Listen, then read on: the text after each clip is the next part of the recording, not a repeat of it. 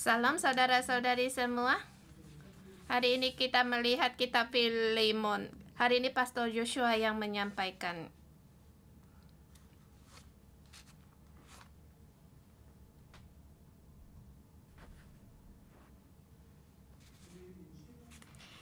Surat kitab Filemon ditulis oleh Paulus waktu dia di penjara, yang ditujukan bagi Filemon dan juga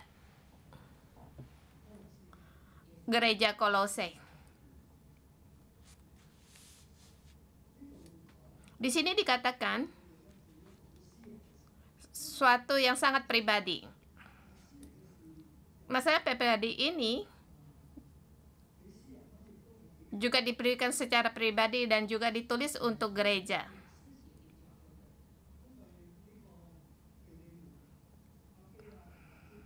Karena Filemon bersama dengan Archippus, Apphia, mereka adalah orang seperjuangan dan juga mereka sekeluarga, dan di rumahnya juga mendirikan gereja di jemaat, ada jemaat di rumahnya. Di ayat pertama bisa kita lihat dari Paulus seorang hukuman karena Kristus Yesus, dan dari Timotius saudara kita kepada Filemon yang kekasih teman sekerja kami, dan kepada Apphia saudara perempuan kita, dan kepada Archippus teman seperjuangan kita, dan kepada jemaat di rumahmu. Dan kepada jemaat di rumahmu. Karena kasih karunia dan damai sejahtera dari Allah Bapa kita dan dari Tuhan Yesus Kristus menyertai kamu. Di sini dilihat ditulis kepada keluarganya Filemon sekeluarga dan juga para jemaat di rumahnya. Jadi bagaimana kita melihat surat ini? Surat ini adalah surat pribadi, tetapi juga diberitahukan kepada seluruh jemaat. Jadi ini bukan satu surat pribadi yang sederhana, karena di dalam yang dikatakan seluruh jemaah boleh digunakan. Surat ini bukan hanya ditujukan bagi satu keluarga dan atau satu gereja. Jadi surat ini bukan hanya Rasul Paulus dituliskan kepada Filemon,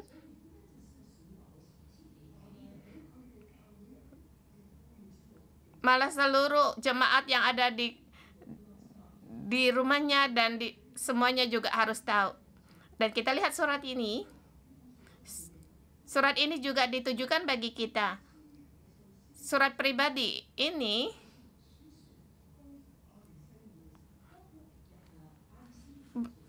mengenai Onesimus, seorang hamba. Di tengahnya kita melihat satu prinsip yang bisa digunakan bagi gereja kita atau di tempat kerja dan di keluarga kita. Semuanya bisa dipakai. Dan surat ini bukan surat pribadi yang sederhana. Surat ini kita tahu gereja Kolose sangat penting, dan di depan ditulis juga ditulis surat untuk Kolose, atau di kitab juga ada dikatakan kitab Kolose. Dan surat ini bersama ditujukan juga diteruskan bagi gereja Kolose. Pada saat Paulus menulis surat ini, bersamaan dia menulis dua surat. Pertama, satu surat Kolose untuk gereja Kolose dan satu surat untuk Filemon. Ditujukan untuk Filemon dan keluarga jemaat di rumahnya. Satu yang spesial sekali karena keluarganya mereka juga ada di Kolose.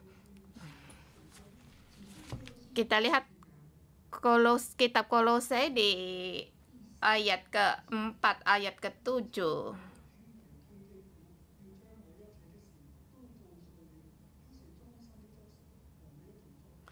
Semua hal ikhwalku akan diberitahukan kepada kamu oleh Tikhikus, saudara kita yang kekasih, hamba yang setia dan kawan pelayanan dalam Tuhan. Ia kusuruh kepadaku dengan maksud supaya kamu tahu akan hal ikhwal kami dan supaya ia menghibur hatimu. Ia kusuruh bersama-sama dengan Onesimus, saudara kita yang setia dan yang kekasih, seorang di antaramu. Mereka akan memberitahukan kepadamu segala sesuatu yang terjadi di sini.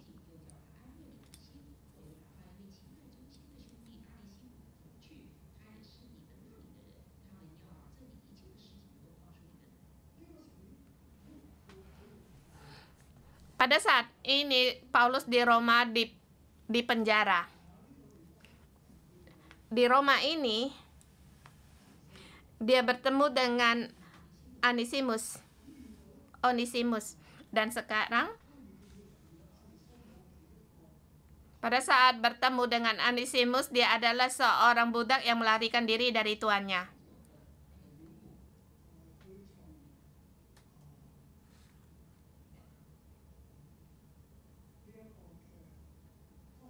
Dia dari Kolose, dari rumahnya Filemon. Dia melarikan diri. Ada kemungkinan dia juga mencuri sesuatu, kemudian melarikan diri. Dia mengembara pergi ke Roma dan ketemu dengan Paulus. Kemudian dia percaya Tuhan. Kemudian Paulus menulis surat ini untuk dia kepada Filemon. Dan surat inilah, dan juga ada bersamaan dengan ada juga surat dari Kolose, surat Kolose.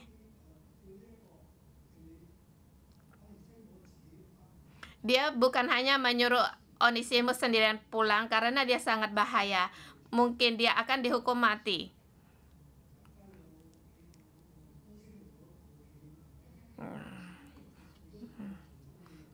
Kalau seorang yang melarikan diri akan dikejar oleh polisi. Ini ada satu film ya.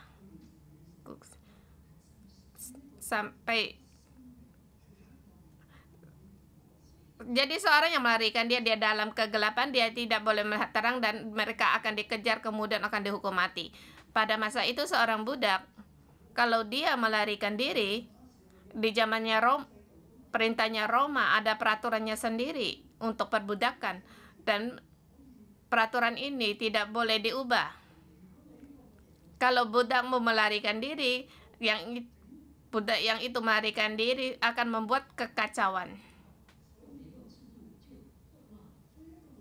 Jadi seorang budak kalau dia melarikan diri, kalau ditangkap akan dihukum mati.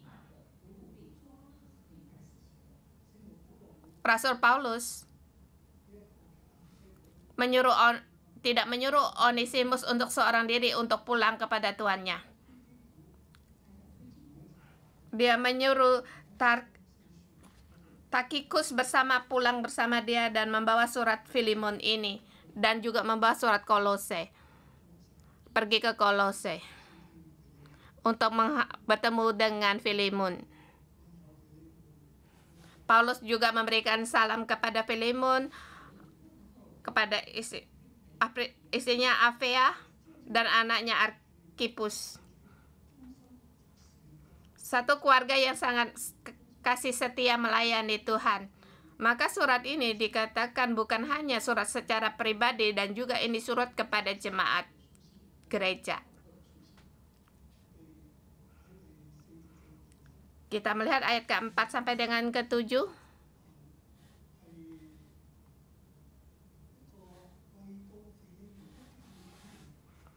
Ini ucapan syukur karena untuk Filemon sekeluarga. Karena kasih setia mereka mengucapkan syukur kepada Tuhan. Dikatakan di ayat ke-4, aku mengucapkan syukur kepada Allahku setiap kali aku mengingatkan akan engkau dalam doaku, karena mendengar tentang kasihmu kepada semua orang yang kudus dan tentang imanmu kepada Tuhan Yesus. Dan aku berdoa agar persekutuanmu di dalam iman turut mengerjakan pengetahuan akan yang baik di antara kita untuk Kristus. Dari kasihmu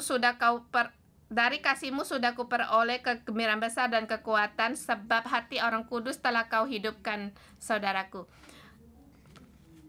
Dia dari Filemon dan keluarganya sangat mengasihi ke Tuhan, dan mereka juga melakukan pekerjaan yang baik, dan apa yang mereka itu satu yang good.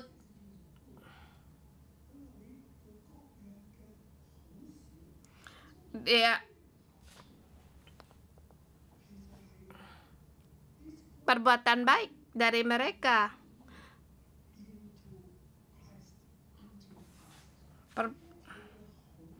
Pengetahuannya, dan juga dia mengerjakan pengetahuan yang baik untuk Kristus. Itu adalah being, adalah kehidupanmu. Dan kekuatan hidup ini dilakukan di dalam Kristus. Untuk Kristus. Kasihnya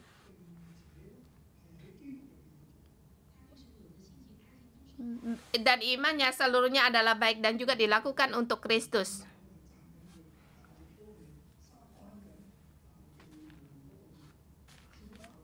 Rasul Paulus bukan hanya memuji dia dan juga menutup pintu untuk menolak Onesimus. Dia memuji dia, ada kasih, ada iman di dalam Kristus yang dilakukan itu baik. Kalau aku menyuruh kamu mengerjakan sesuatu, tidak mungkin kamu menolak, karena di bawah ada ditulis di ayat ke-7, dari kasihmu sudah kuperoleh kegembiraan besar dan kekuatan, sebab hati orang-orang kudus telah kau hiburkan, saudaraku.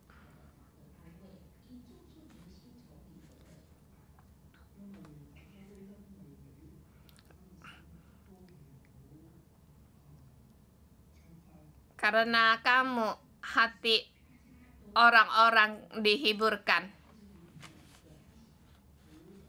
Sangat bersyukur, sangat dihibur, sangat terhibur, dan juga tenang.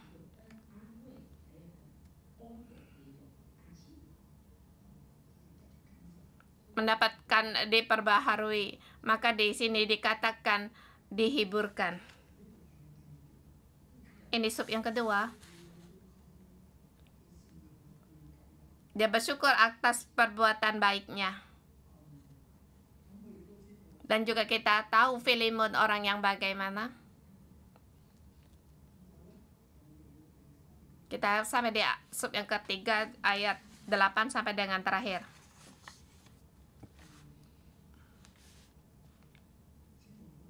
Rasul Paulus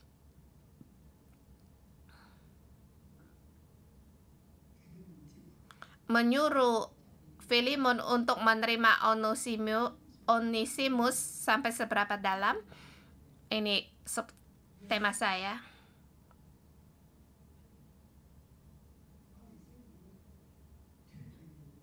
Agar Onesimus lepas dari budak dan menjadi orang yang bebas, atau agar Onesimus bukan lagi hamba.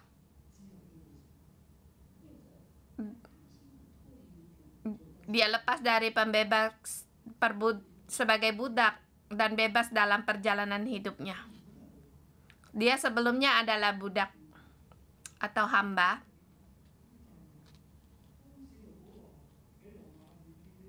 Pada saat Rasul Paulus di Roma bertemu dengan Onesimus, Onesimus mengapa bisa mencari Paulus? Saya merasa mungkin dia dalam kegelapan, dia tidak bisa lagi untuk bertahan. Dia tidak mau lagi dia tidak ingin terus melarikan diri yang tidak bisa melihat terang, dan dia tidak bisa terbeban. Dia ingin melepaskan diri. Dia tahu bahwa Rasul Paulus adalah seorang nabi yang besar. Dia bisa menolong dia. Jadi Paulus tidak boleh dia keluar dari penjara, dia lagi di penjara, dan lagi pula bukan penjara yang biasa di Roma. Dia di penjara di satu tempat yang spesial, di satu rumah yang dijaga ketat oleh para tentara. Dikurung di rumah. Dia boleh bebas bertemu dengan orang-orang, tetapi dia tidak boleh keluar dari rumah itu. Kita COVID pun tidak boleh ketemu dengan orang dan juga tidak boleh keluar rumah, tapi bisa untuk menulis surat. Tapi waktu itu harus muka ketemu muka. Dan hamba ini, Onesimus, dia merasa merana atas pelarian dirinya. Dia ingin lepas dari ketakutan hidupnya, karena sewaktu-waktu kalau dia ditangkap, dia bisa dihukum mati. Lagi pula dia telah melanggar hukum perbudakan, dan masyarakat itu sangat melarang akan hal itu. Jadi dia harus masuk dalam rumah itu mencari Rasul Paulus. Rasul Paulus ketemu dengan dia, punya hati untuk bertobat. Maka Rasul Paulus membawa dia untuk percaya Tuhan. Dia seorang hamba.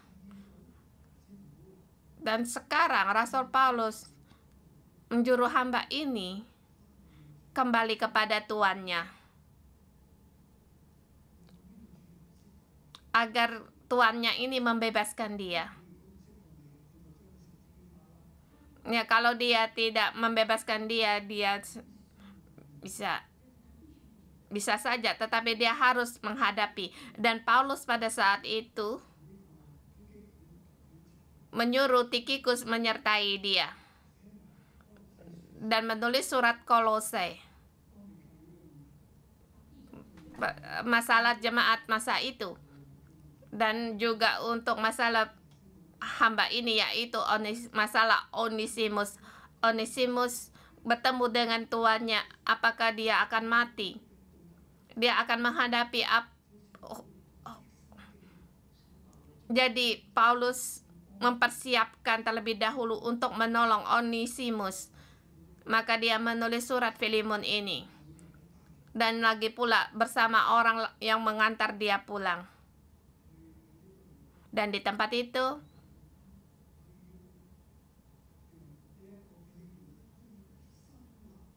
agar Filemon bisa menerima dia, menerima kembali Onesimus, bahkan agar dia bisa dibebaskan.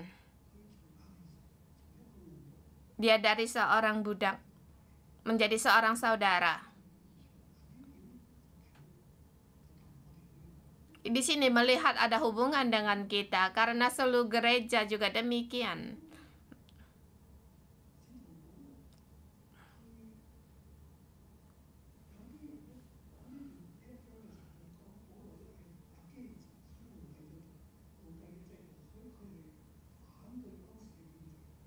Ada orang yang mengatakan surat ini Paulus menolak akan hukum perbudakan. Jadi untuk menolong Onesimus, ingin ada keadilan dalam masyarakat, sehingga dia ingin meruntuhkan hukum dari perbudakan. Tapi saya melihat bukan demikian. Paulus tidak tidak menolak akan hukum perbudakan. Demikian juga dengan pemerintah kita. Maka Paulus pun tidak menolak akan hukum perbudakan di Roma.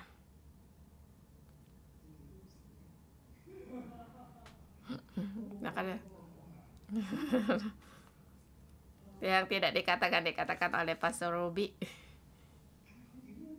Tapi bagaimana dia lakukan? Dia ingin orang ini mendapatkan kebebasan. Semua orang yang percaya Tuhan sesungguhnya juga telah mendapatkan kebebasan. Tetapi kalau kita mendapatkan kebebasan bukan berarti kita bebas dari identitas kita. Kalau budak ya budak, kalau Tuhan ya Tuhan. Kamu menjadi orangnya apa? Ya kamu itulah orangnya, seperti yang juga dikatakan di kitab Korintus pertama. Kita harus merangkul pada apa identitas kita. Paulus mengajar kita bukan untuk kita memberontak atau memberontak melawan dari satu peraturan.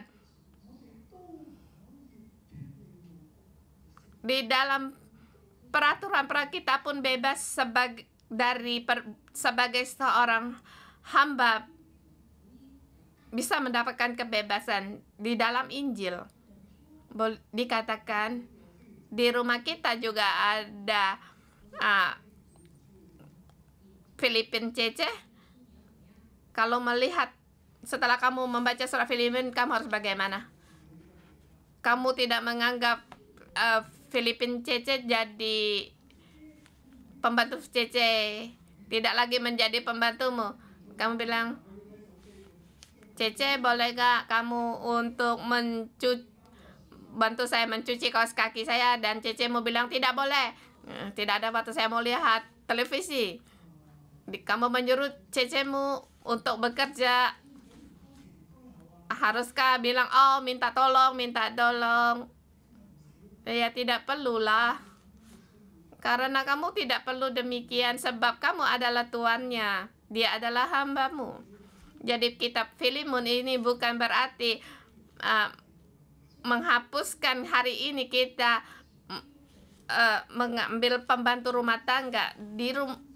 Di tempat kerjamu juga demikian. Kamu adalah staf gereja, kamu sebagai pimpinan, kamu sebagai bos, kamu boleh untuk menyuruh dia bekerja. Dan sebagai bos kamu harus memberi gaji dia, itu sudah harus. Tetapi kita sebagai bos seorang Kristen atau tuan seorang Kristen, apa yang harus kita lakukan? Di kitab Kolose dikatakan kita harus dengan yang adil terhadap setiap hamba kita atau budak kita, sebab kita ada tuan di atas kita. Kita di bumi, tuan atas dia, tapi di atas kita juga ada tuan di atas kita. Jadi sebagai budak kamu harus taat kepada tuanmu. Paulus tidak menghapuskan segala peraturan dari perbudakan, malah sebaliknya dia menyuruh Onesimus agar dia mendapatkan dibebaskan, bukan menghapuskan peraturan ini. Jadi bagaimana mendapatkan kebebasan ini? Dan demikian juga bagi kita agar pembantu rumah kita juga mendapatkan kebebasan. Mereka adalah hamba dia juga, tetapi juga dia adalah saudara kita, saudari kita. Di kantor juga demikian, kalau dia percaya Tuhan, dia adalah saudaramu. Jadi Paulus menyuruh Filemon untuk menerima Onesimus sebagai saudara. Tetapi sifat ini bukan identitas. Identitasnya dia tetap seorang hamba, tetapi dalam sifatnya karena dia adalah saudara dalam Kristus. Dia sebagai identitas sebagai hamba, dia tetap mengerjakan apa yang Tuhan suruh kerjakan. Maka Paulus menyuruh Tikhikus menyertai Onesimus menghadapi Filemon, dan apa yang dia curi, sesuatu yang diambil dari Filemon dikembalikan dan juga mengaku dosa di hadapannya. Inilah jalan untuk menuju kebebasan, dan kita melihat bagaimana Paulus dikatakan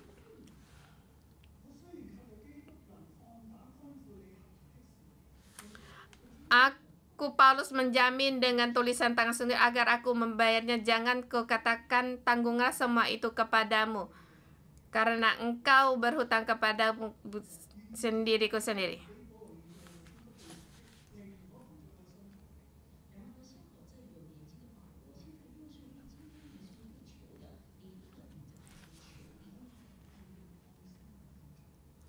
Dikatakan aku dengan kasih untuk meminta kepada Paulus mengatakan aku sebagai pemimpin. Paulus, Filemon. Terhadap Filemon, Paulus punya kuasa, otoritas.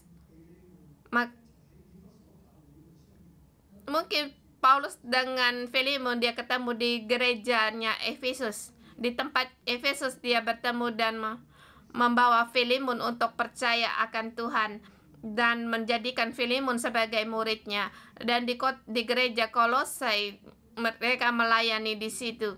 Mungkin itu adalah kampung halamannya. Karena Efesus adalah satu kota yang besar, di situ bertemu dengan Paulus dan hidupnya berubah, dia diselamatkan dan Paulus membawa dia untuk percaya Tuhan dan Paulus mengutus dia pulang. Jadi Paulus terhadap dia punya otoritas, tapi sekarang Paulus berkata, aku tidak menggunakan otoritasku, maka aku dengan kasihku untuk meminta kepadamu.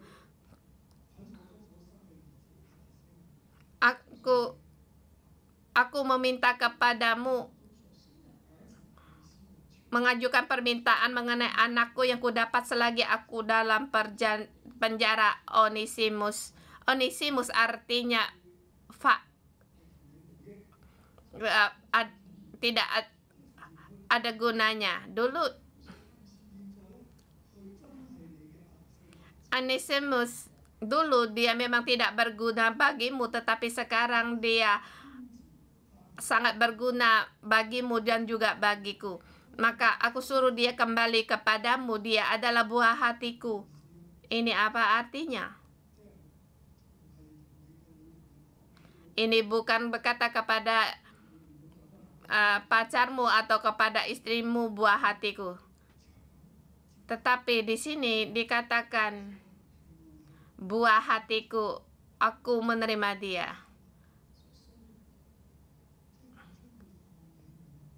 Aku menaruh dia di dalamku. Ini adalah tempat yang punya perasaan. Dia orang yang sangat menjamah hatiku. Maka dikatakan di sini buah hatiku.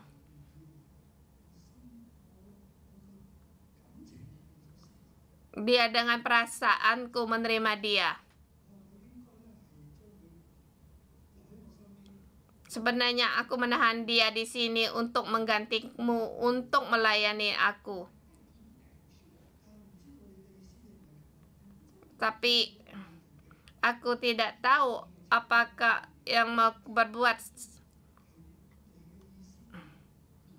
Bagaimana menurut pendapatmu, apakah kamu bisa untuk melepaskan dia? Jangan kamu lakukan seolah-olah terpaksa. Kalau kamu bisa terima, kamu terimalah dia. Kalau jangan dipaksa, kalau tidak pun kamu tidak setuju pun boleh. Haruslah dengan sukarela. Paulus terus berkata, sebab mungkin karena itulah dia dipisah sejenak darimu, supaya engkau dapat menerimanya untuk selama-lamanya. Ini satu yang paling penting, bukan lagi sebagai hamba, melainkan lebih dari hamba, yaitu sebagai saudara yang kekasih. Bagaimana sudah demikian, apalagi bagimu secara baik, secara manusia maupun di dalam Tuhan. Kalau engkau menganggap aku temanmu seiman, terimalah dia seperti aku sendiri. Kamu harus terima dia. Aku mohon kepada kamu untuk menerima dia. Dia tidak lagi hamba, melainkan saudara. Bagi saya, dia adalah saudaraku. Lebih daripada seorang hamba. Kalau secara tubuhnya dia memang seorang hamba, tetapi di dalam Tuhan dia sebagai saudara kita. Kalau engkau menganggap aku temanmu seiman, teman seiman yaitu bersama ada hubungan fellowship, yaitu saling ada hubungan.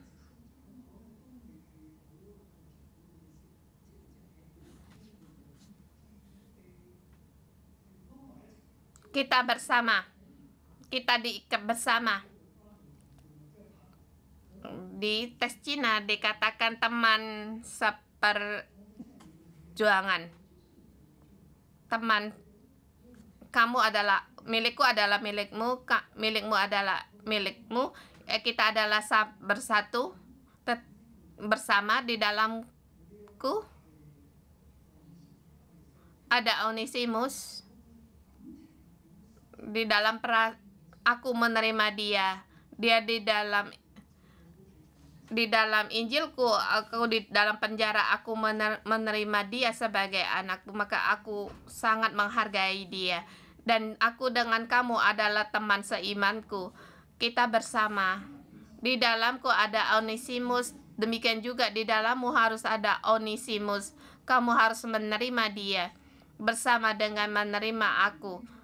Kalau engkau menganggap aku teman seimanmu, di dalamku ada Onesimus, di dalammu juga harus ada Onesimus. Dia sangat berguna bagimu. Kamu harus menerima dia.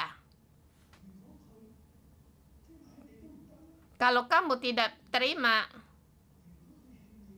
kalau dia berhutang kepadamu, bisa umpama dia ngambil dia 1 juta, dia menghabiskannya 2 juta, dia berhutang kepadamu 800 juta. Aku Paulus yang akan membayar semua kerugian ini kepadamu. Apa yang dia hutang kepadamu, aku rela untuk menanggungnya kepadamu, membayarnya untukmu.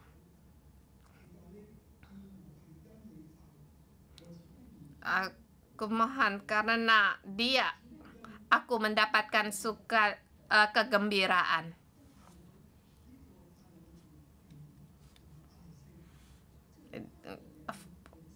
Kegembiraan juga dimaksud di sini juga Onesimus. Agar demiku engkau mendapatkan orang ini dan berguna bagimu. Dia berguna bagimu. Dia yang menggantikan kamu untuk melayani aku. Dia dalam hati,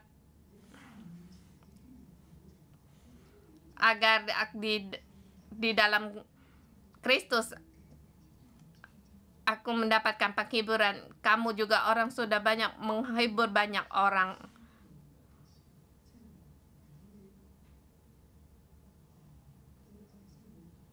Kalau kamu terhadap Onesimus tidak baik, kamu serahkan kepada pemerintah. Dihukum. Aku tidak terhibur. Dia 20 dikatakan, hiburkanlah hatiku di dalam Kristus. Aku minta kepadamu, lepaskanlah dia. Apa yang dia berhutang kepadamu, aku yang bayar. Semua orang tahu kamu sungguh baik. Mohon kamu untuk terus. Agar dia dibebaskan. Jangan dibunuh. Saudara semua, kita harus punya hati yang demikian. Dan juga Paulus yang mengharapkan agar Filemon juga memiliki agar gereja Kolose juga memiliki, agar Onesimus mendapatkan kebebasan.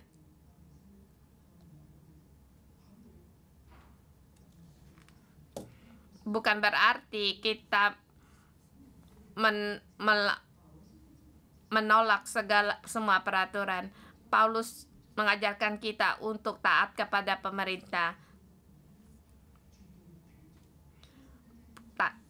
Kita dengar yang jelas ya, taat bukan berarti tunduk. Kita punya kebenaran, dalam garis kebenaran. Taat dalam arti Kalau kita membelakangi kebenaran atau pemerintah membelakangi kebenaran, berlawan dengan kebenaran, seperti semuanya, kita mendengar Allah. Kita juga akan mendengar kebenaran. Ini taat yang sesungguhnya. Tetapi taat kita bukan berarti kita bangkit untuk membangkang atau melawan pemerintah Roma. Yesus tidak berkata demikian. Yesus tidak berbuat demikian. Paulus juga tidak berbuat demikian, tetapi malah mengajar kita untuk taat kepada peraturan yang pemerintah. Paulus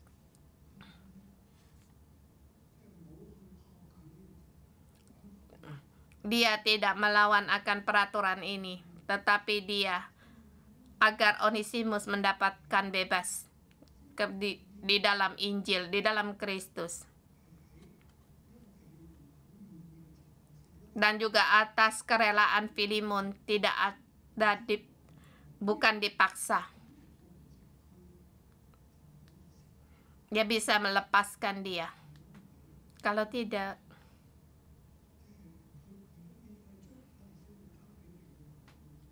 sekarang Onesimus dibawa kepada Filemon untuk mengambil keputusan. Filemon, kamu jangan dipaksa atau terpaksa. Kalau benar kamu membunuh dia, hatiku tidak terhibur. Saya pikir kamu pun tidak akan berbuat demikian. Tetapi aku tidak menggunakan otoritasku untuk memerintah kamu, tapi aku mohon kepadamu. Dan bagi kita, terhadap tempat kerja kita atau terhadap pembantu kita, bagaimana? Kita terhadap pembantu kita jangan membentak-bentak. Terhadap bawahan kita juga demikian. Dan kita jangan sampai kita saudara, kita sepadan. Memang dalam iman dia adalah saudari kita. Dia adalah hamba Tuhan. Kita juga adalah hamba Tuhan.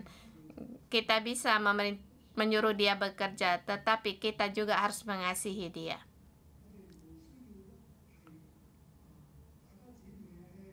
Kita tidak perlu kita menyuruh dia makan bersama. Aku ada apa, kamu makan apa. Aku ada bubur, makan bubur.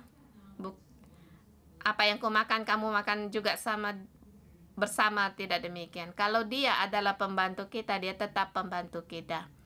Dia juga terpisah dari kita. Bukan berarti apapun harus kasih sama dia, tetapi terhadap dia kita harus punya kasih. Seperti pembantu saya juga, Teresa, dia juga tahu sebelum dia pulang, dia bekerja 6 tahun sama saya. Dan long service-nya dikasih semuanya penuh. Lagi pula kami menabung untuk dia. Tunjangan jangka panjang dikasih semua. Kami setiap bulan menabung 1.000 untuk dia dan juga memberi dia 5% untuk bunganya. Kemudian waktu dia mau pulang, lebih banyak lagi berkat yang kami berikan selain daripada apa yang harus kami berikan kepada dia. Sangat gembira, bukan hanya soal uang. Kami memberkati pembantu kami waktu dia pulang. Berkata kepada saya, "Pastor, terima kasih. Apa yang baik kamu akan berikan kepada saya untuk makan. Engkau tahu aku, terima kasih kamu mengasihiku." Sebenarnya saya ingin seumur hidup untuk melayanimu bekerja di tempatmu, melayanimu seperti melayani Tuhan. Tetapi anak saya perlu keperluan, saya harus pulang. Anak saya karena punya depresi, jadi harus pulang untuk mengurus dia. Saya menyuruh dia, kamu pulanglah, kamu bebas. Dan kontrak yang terakhir juga tidak selesai, tetapi kami juga sama memberikan kepada dia dan memberkati dia dan membebaskan dia. Dia adalah pembantu dia. Dia ada pembantu saya, tapi juga dia adalah saudari saya. Saya juga berharap saudara semua juga berbuat demikian terhadap teman sekerjamu atau bawahanmu. Kamu kalau punya anugerah atau berkat, kamu bisa beri, kamu pun bisa beri. Kindness in the way. Kebaikan ada di mana-mana. Kamu pasti akan diberkati karena Allah. Tuhan memberkati. Mari kita memuji Tuhan. Mari kita haleluya saudara semua. Mari kita bersama untuk memuji Tuhan kita, sebab Dia Allah kita.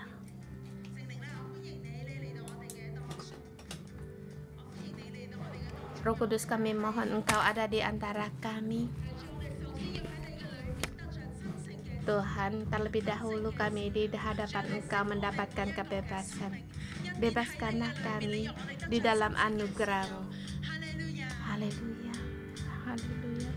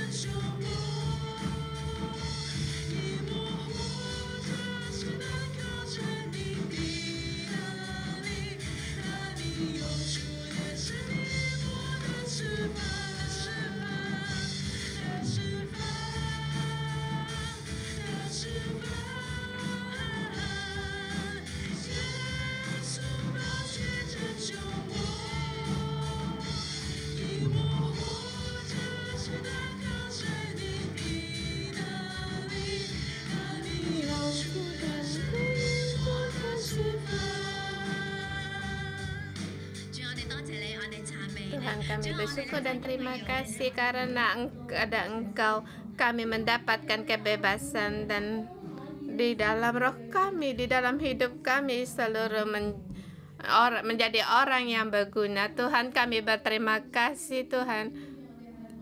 Di kitab Filemon Engkau memberikan kami melihat karena Paulus sehingga Onesimus mendapatkan Injil dan hidupnya berubah. Tuhan, kami mengucapkan terima kasih dan puji syukur kami, dan kami seluruhnya melihat Tuhan, bukan hanya Injil, bukan hanya di Alkitab, kami semua bisa mendapatkan Tuhan keselamatan. Tuhan, kami mengucapkan puji syukur kami. Terima kasih Bapa.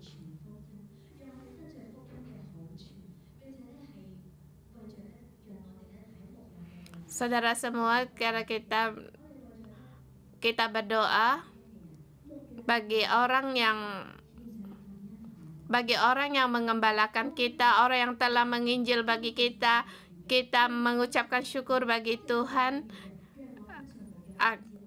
Kita terima kasih Tuhan, kita digembalakan dan kita diinjilkan sehingga hidup kita mendapatkan kebebasan.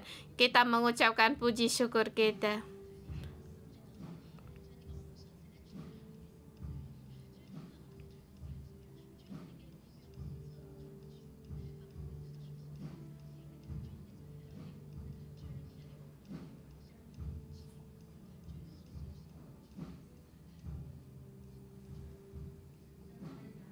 Tuhan, kami berterima kasih karena ada yang punya kasih setia. Walau Tuhan kami dalam dosa, Engkau menyelamatkan kami lewat Engkau mengutuskan malaikat-Mu sehingga Injil-Mu kami mengalami Engkau Allah yang penuh kasih setia dan penuh anugerah. Tuhan, kami berterima kasih Tuhan.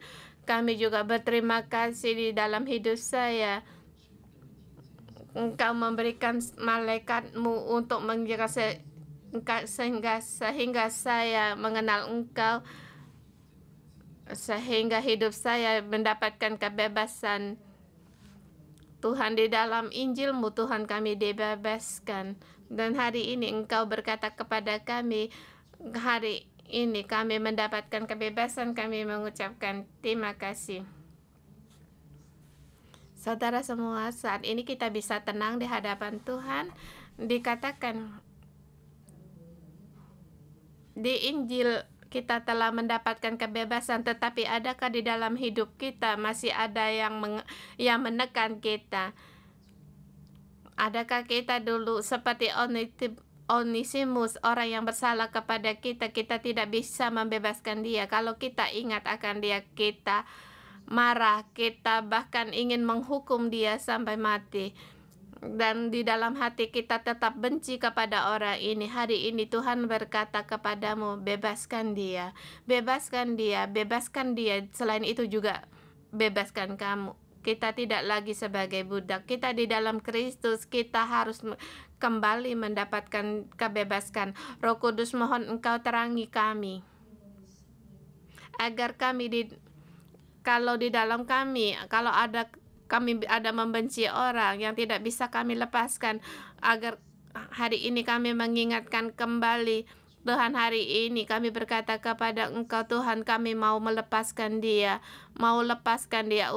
dan kembali menerima dia, selain menerima dia dan juga menerima diri kami sendiri. Saudara semua, pada saat ini Kau berkata kepada Tuhan, aku mau mengampuni dia, aku mau melepaskan dia. Katakan kepada Roh Kudus agar hatimu tidak lagi ditekan oleh orang ini, terbeban oleh orang ini. Kita bersama di dalam Kristus, kita dapatkan kebebasan dengan sukarela. Mohon Roh Kudus untuk menolong kita.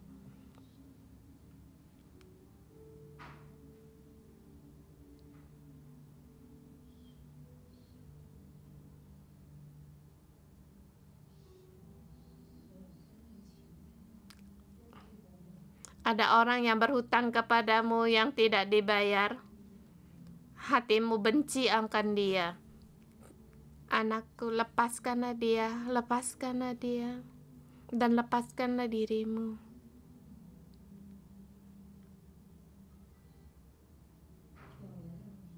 Tuhan, kami datang di hadapan-Mu dengan terima kasih kami. Engkau tahu saudara kami dimanapun kami berada.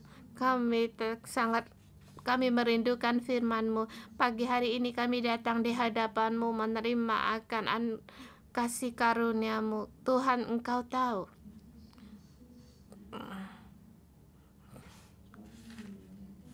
Tuhan, karena ada orang yang datang di hadapan yang mencari akan firman-Mu, kami berterima kasih. Bagaimana Paulus berkata kepada Filemon,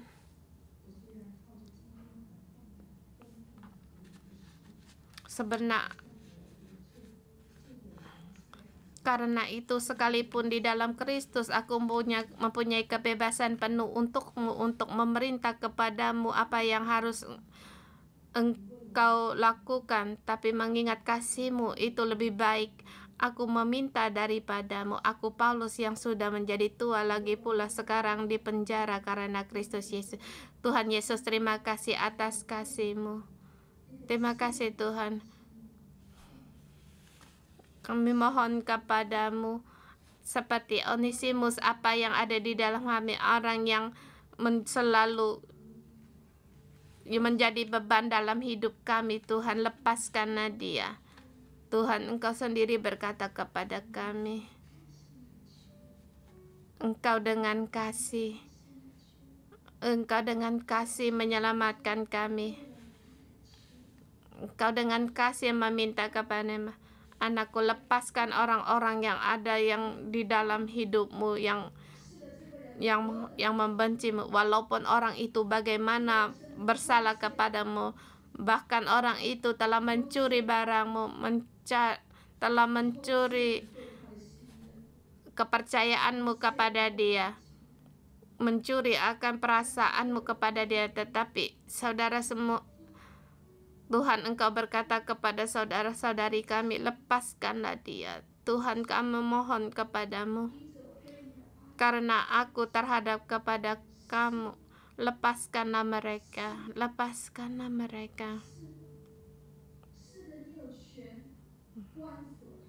Ya, memang Engkau punya kebebasan untuk mengunci, menahan dia. Engkau berhak untuk membawa mereka untuk dihukum. Tetapi Tuhan, kami mohon kepadamu, lepaskanlah mereka agar mereka dibebaskan seperti Engkau, seperti Engkau membebaskan aku. Roh Kudus, aku mohon kepadamu, sembuhkanlah saudara-saudari kami dari sakit mereka. Sembuhkanlah mereka, saudara-saudari kami, atas penindasan yang mereka hadapi, penderitaan mereka, kebencian mereka. Roh Kudus, kami berseru kepada Engkau untuk menyembuhkan saudara-saudari kami. Sembuhkanlah.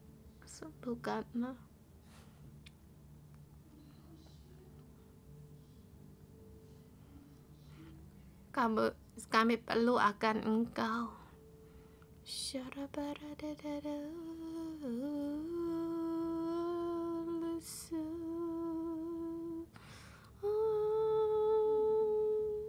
Lebih dalam lagi. Roh Kudus, mohon Engkau curahkan kasih-Nya Kristus lebih banyak lagi.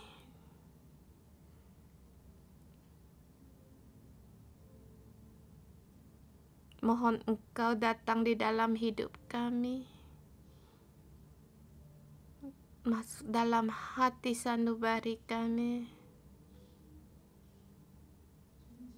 Tuhan, Engkau tahu akan berontaknya hati saudara-saudari kami. Mohon kasih-Mu lebih banyak lagi Engkau curahkan kepada saudara semua. Kalau kamu belum sanggup untuk berseru pada kasih Tuhan, ingatlah dia dengan kasih telah menebus kamu.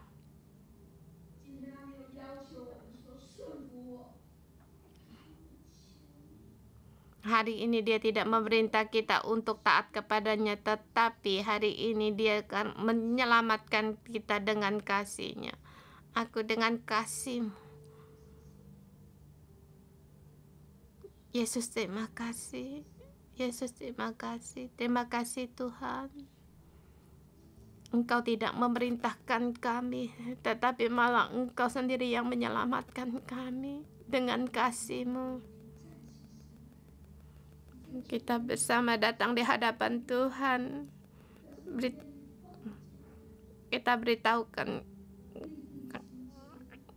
kepada Tuhan, aku mau melepaskan orang ini. Tuhan, aku rela untuk melepaskan orang. Karena Tuhan, aku lebih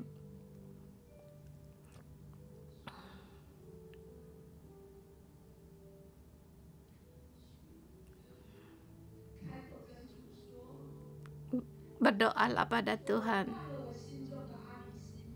Aku lepaskan Onesimus dalam hidupku. Aku melepaskan dia, bahkan aku menerima dia. Dia menerima dia sebagai saudaraku, sebagai saudariku. Yesus.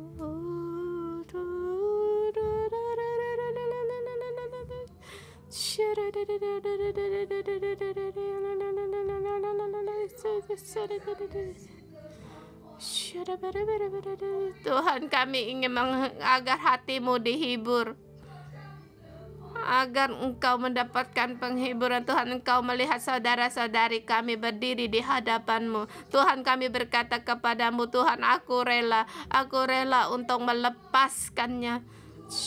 Tuhan, Engkau berikanlah kekuatan kepada kami, berikanlah kasih-Mu lebih banyak lagi di dalam hidup kami. Tuhan, kami rela Tuhan, berilah kekuatan kepada kami.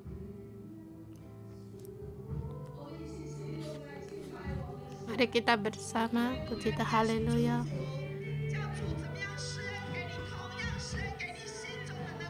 Bagaimana Tuhan memberikan kasih karunia-Nya kepada kamu, demikian juga kamu memberikan kasih karunia-Nya kepada Onesimusmu.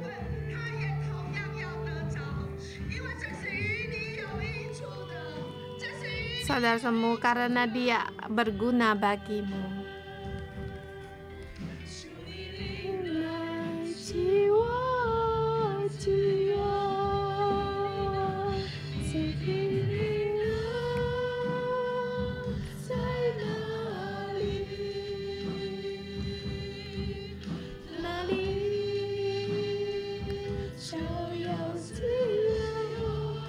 Di mana ada Romo, di situ ada kebebasan, dimerdekakan.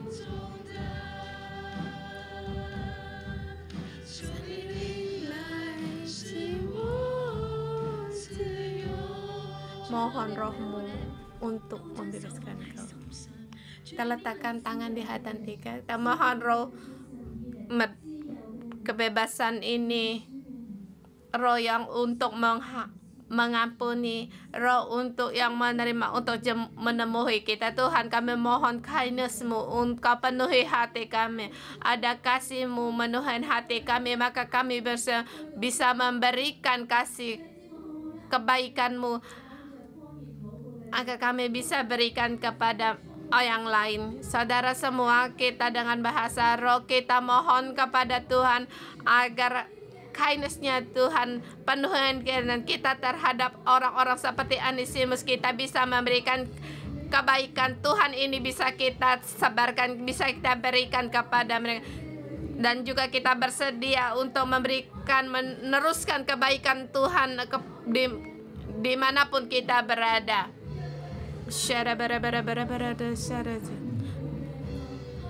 Agar mereka juga merasakan akan kasih-Nya Tuhan.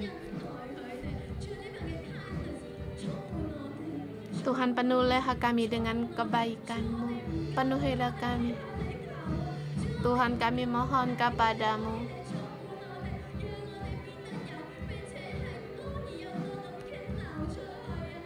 Berilah kami dengan kebaikan-Mu, agar semua ini lebih banyak lagi kami bisa keluarkan, bisa kami sebarkan kepada yang lain.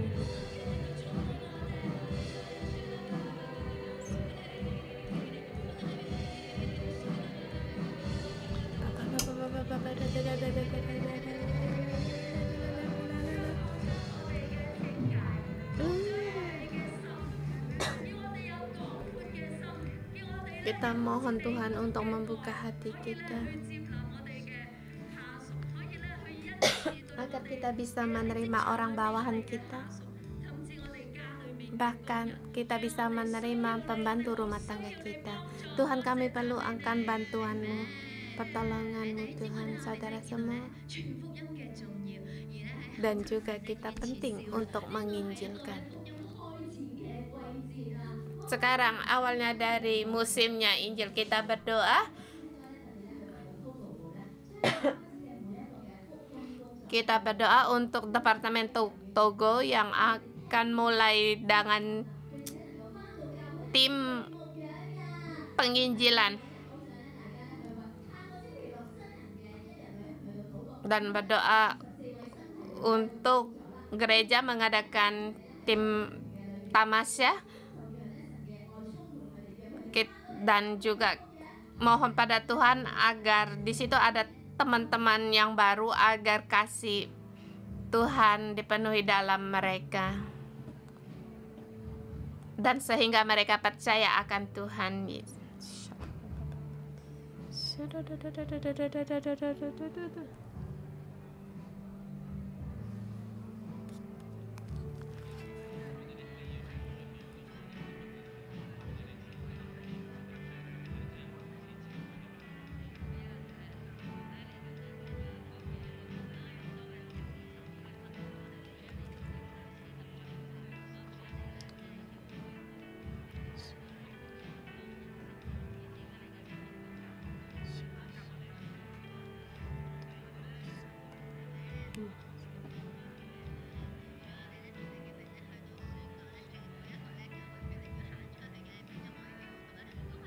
Mohon Tuhan agar kita pintu penginjilan.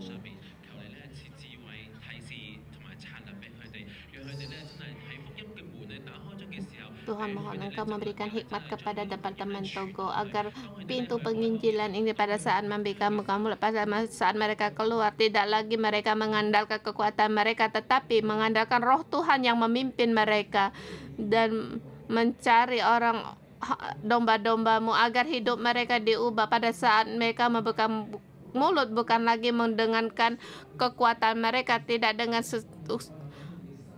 pada saat mereka membagikan akan kesaksian hidup mereka, maka kesaksian ini membuat mereka agar percaya pada Tuhan dan membawa mereka kepada Tuhan. Berkatilah dan juga kegiatan untuk teman baru, dan mohon pada Engkau juga lebih banyak lagi teman yang baru ikut serta dan mereka membuka hati mereka agar mereka menerima Injil dari-Mu ini Tuhan.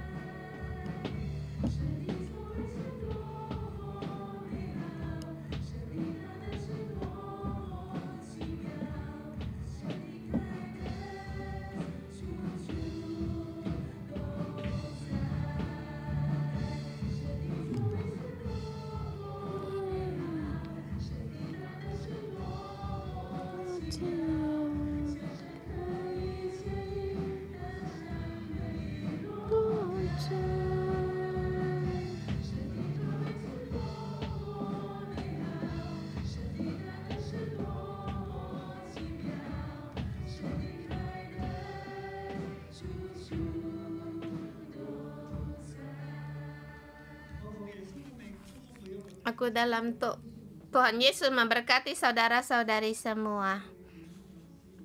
Aku memberkatimu, kamu punya hati seperti Rasul Paulus. Rela untuk mengorbankan diri, bukan hanya untuk menginjil, bahkan untuk mengasihi setiap orang, agar orang mendapatkan kebebasan dan mendapatkan kegunaan dalam Injil. Dan setiap orang yang percaya padamu dengan berjalan dalam kebenaran, Tuhan menyertaimu dan memberkatimu, mengangkatmu, melepaskan semua belenggumu, sehingga hatimu dihibur dan mendapatkan damai sejahtera. Tuhan memberkatimu, kasih karunia dan Wajah Tuhan menyernaimu dan menyertaimu dan memberkatimu setiap hari, setiap langkah, dalam nama Tuhan Yesus Kristus. Amin.